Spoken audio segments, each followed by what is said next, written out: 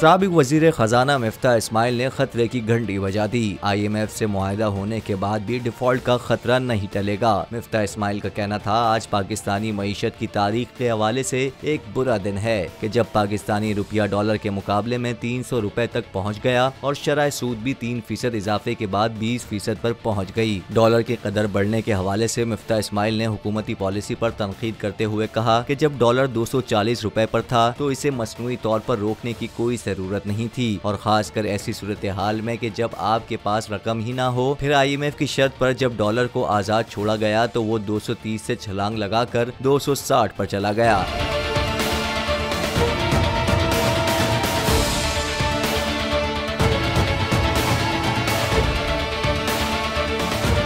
का मजीद कहना था कि इसके बाद आप पेट्रोल सस्ता करते हैं और फिर अगले 2 रोज में डॉलर 30 रुपए बढ़ जाता है। ये कोई संजीदा इकोनॉमिक पॉलिसी नहीं बल्कि मईशत के साथ खिलवाड़ हो रहा है। उन्होंने कहा कि अगर आपने रुपए को ऐसे ही मसनूई तरीके से रोकना है और अपनी मंशा पर चलना है तो 180 के बजाय 10 रुपए कर दीजिए या $1 1 रुपए के बराबर कर दें। ये सब पागलपन वाली बातें हैं। मिफ्ता इस्माइल का कहना था, डिफॉल्ट से बचने के लिए जो भी हुकूमत आएगी इसे IMF के नए प्रोग्राम में जाना होगा।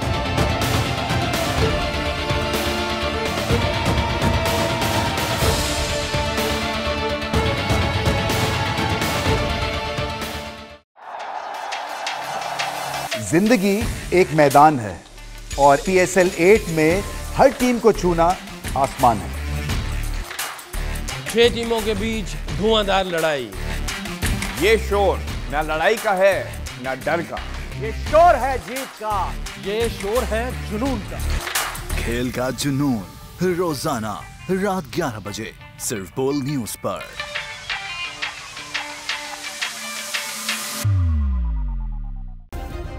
सब्सक्राइब करें और बेल दबाएं ताकि कोई खबर रह न जाए।